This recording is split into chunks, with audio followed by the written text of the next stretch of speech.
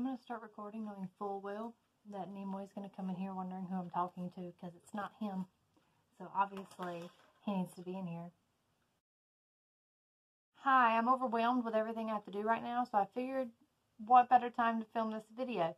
I just saw Gina this past weekend and got all of my Christmas gifts that I have no room on my shelves for. I realized that this morning. I went to put one of these books in my nice little spreadsheet that I keep track of everything in, and I could barely make room on the shelf for it and had everything strewn about. And I was like, I do not have time, since the semester started today, to deal with the sheer amount of organization this is going to take. This is a project for summer, Samantha. So these books are just going to have to live on my table, I guess, until I find somewhere to put them. So pretty much like every year, the person who understands me best at Christmas time is not what you would think. It is not my family and it is not my husband. It is my best friend, Gina. Because without fail, she'll find things that I did not know I wanted or that I knew I wanted and didn't know I was going to get. So it's kind of a mix of books that she's found at like Goodwill and thrift stores where she's at, and bookish related content. I think I got a couple things that were more kitchen appropriate, but I'm only showing like the book things here. But oh man, what good book things they are. So the first thing that's not really a book thing, but I want to go ahead and show you because it's heavy, is this amazing candle holder. I had wanted to get these bookends from Target a while back that were like gold snakes. They were very Slytherin-esque and they fit my vibe appropriately, but this is perfect. I can't wait to just have it on the middle of my desk and light a candle while I'm grading and working on projects and stuff and slowly dying inside. The next thing that's a little bit closer to book content is there's this fun journal for me to fill out. And I think this will be really good, like mental relief when I'm just overwhelmed with stuff. I can just flip to a page and answer the questions or, you know, doodle on it. It's kind of like a Wreck This journal, but it's more aesthetic. And it definitely fits with the approach that I'm taking in my library, so I really appreciate this. I've also been using this journal that came with the Alcrate A LaRue box, where it's a 3-year journal, so you fill out a day every year, and I've been using that, and usually I'm not really good at those, but I've been filling that out pretty good. I know we're only like 20 days into January at the time of filming, but like, let me feel like I've accomplished something. I need that validation. I'm sure I'll probably forget something at some point, but I do know that one of the extra things that's not book related is this little art print, Even the Darkest Night Will End and the Sun Will Rise, which is from Les Mis, the musical, but it's kind of fun because Les Mis is one of my mom's favorite musicals / books. I've never read it. It's on my very, very long ultimate TBR, but, you know, one day. The next is a bookmark and a sticker that came from Rachel Lynn Solomon's Today, Tonight, Tomorrow, which she also gave me. So this is a fun little set. So these will probably live with that for now, even though I'm really tempted to put this on my water bottle, where I put a bunch of stickers. I need to show y'all my water bottle. It's got a bunch of book-related content on it. In fact, yeah, let me go get that. So it's a lot. It's got times on it because I want to make sure I drink enough during the day. It's going to be really easy to forget with teaching. I've got one of the Alcrate book plate stickers on here with my name. I've got this huge Alcrate sticker. I've got one my friends sent me that says, "This badass English teacher survived the 2020 pandemic," which is kind of not a great thing to say, but like, I am proud of myself for getting out of that with as much mental problems as I did. I still made it. There's me and Gina. She got me last year, and she also got me the free Shavakadu. I love that vine so much. And then I just filled it in with like little stickers from Alcrate's past boxes for their like reading journals. So I might put that sticker on there, the free puppy sticker. We'll see.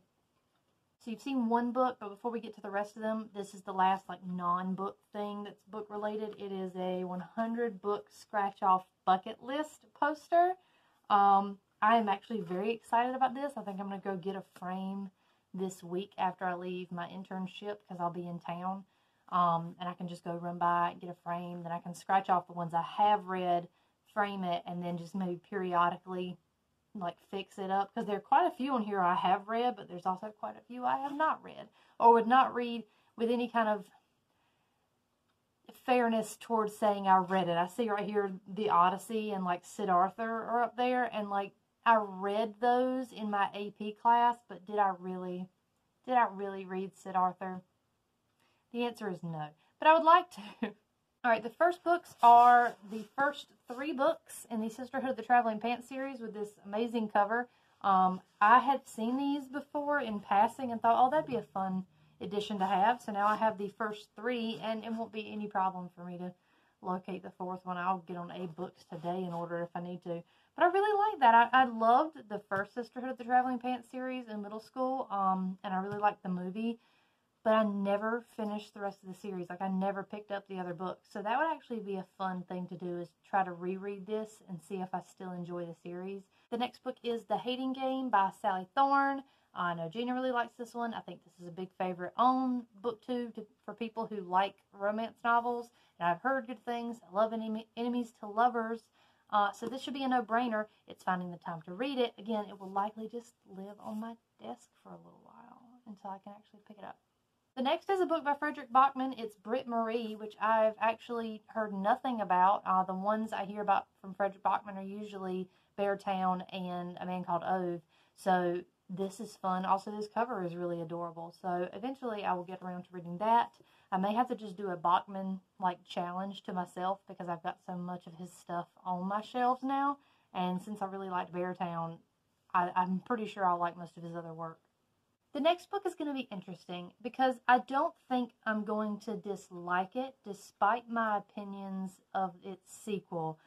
It's Once and Future, which, again, I was intrigued by this, which is why I agreed to read the sequel when it came available on NetGalley. And I really like the premise. I think I'll like this one better because this one is a sci-fi built in the future. The sequel takes them back into the past, and I was just like, this isn't fun. I don't like seeing people from the future interact with the past. I'm bored now. Either commit to a historical fiction or just don't. And just this cover's amazing. That is the one thing about this series. The book covers have been just, chef's kiss amazing. That looks so cool. And at the very least, if I read it and I don't like it as much, so I'd keep it on my permanent shelves, this would be a really good book to keep in my school library, in my classroom, because this is a good approachable read for students looking for a twist on maybe some classic literature we would read in class. Not that we're reading Arthurian legend all the time in class, but I am teaching AP, so it's not outside of the realm of reason. The next book is one I have not heard of. It's called Berserker, but I did read the blurb, and it's the girl can go into a killing rage sort of state. So it's it's sci-fi, horror, YA, contemporary kind of thing. But Gina has another copy of this, so I think we're going to try to do a buddy read at some point. It's going to have to happen after May 7th. But I'm interested to read this when eventually, we have time to read it, because it is intriguing to me based on the blurb, and knowing nothing more about it, having heard nothing about it, it has my interest piqued. The next one I'm very excited for, but also kind of on the fence about, and I think, Gina knew this, and it is Margaret Atwood's The Testament. It's a hardcover, and it's beautiful, and I am really excited. I'm always excited to try new Atwood out, and I love The Handmaid's Tale. I am so nervous that I won't like it, that it won't add to The Handmaid's Tale, and it'll change the way I view it in some way, because I have such an affection for the way that book is told. I'm really nervous about this. So I will probably pick this up sooner rather than later. The minute I have free time for a book, I will probably read this. But I am very nervous about it. So, yeah. The next two are pretty great because I didn't think I was going to get to read these for a while or even own them, because where do you find these books at? Not around here, I'll tell you that. But I've got We Ride Upon Sticks and Catherine House, which are two books that Kayla from Books on Lala really enjoyed back in 2020. This one is probably the most intriguing to me, just on a English educator way, because it is historical, but it's written from a really interesting POV where it's a collective we instead of a third person or a first person view. It's a collective speaking. And every time she talked about it, I thought about the Borg from Star Trek, with we are the Borg. Like, that's basically what this is. We are the, I guess, the field hockey team. But I just really like the idea of this, but this will also probably have to wait until after I get done with school, because I'm going to want to mentally be able to process this the way it needs to be processed. And this is just a beautiful book. Like, I know I've read so far, I think 15 books this year, like in January.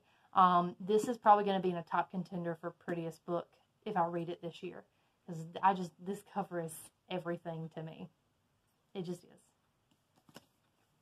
And then, yeah, Catherine House, and this is an ARC, actually. And, oh, it feels so good. It's one of those soft paperbacks that has, like, the velvety texture. And it's dark academia and some weird stuff. I kind of skipped whenever people talk about it in videos, because I don't want to know anything about it, because I'm worried if I get told too much, I won't enjoy it. It'll set up the expectations low or high. Either way, I won't enjoy reading it. So I don't know a lot about it besides, you know, that dark academia sort of aspect to it. So I'm actually really interested to read this. Again, we'll have to wait until I have a lot less responsibility for a couple months in this summer. The last one is probably the most embarrassing that I don't already own, and I'm not surprised given her opinions on this trilogy that she gave it to me. She probably really, really would like me to go ahead and read this, and it is The Cruel Prince by Holly Black. The people who love this book love this book. You know what I'm saying? Like, if you love this book series, you're committed to it. I've never read it. So now I have no excuse, because it's actually in my house. So hopefully I will like it. It sounds like something I love, and I've not, surprisingly, been spoiled for anything, so I don't really know what goes down in these books. It's funny, I've been reading the blurbs and knowing they existed for years. I remember looking at this in stores and going, huh, this sure does sound interesting. But I didn't hit the fairy craze when everybody else did. I was still, I think, like, riding hard with vampires. That was a lot dirtier than I intended. But I was still really, like, riding the vampire train when fairies started coming out, and I was like, I can't commit to a new mythology. I cannot do it. I can't mentally handle that. They just get all screwed up in my brain. But I am looking forward to reading that, again, when I have time and I'm not stressed out. So those were the books that I got for Christmas, like second Christmas, because it's now almost the end of January. So it really was like, it was really close to being like Christmas in January, because it was on the, like, 16th. Cool. I thought I was being really clever with not having a desk. I've just got, like, a table set up, but I don't even have room for anything. How am I going to grade in here?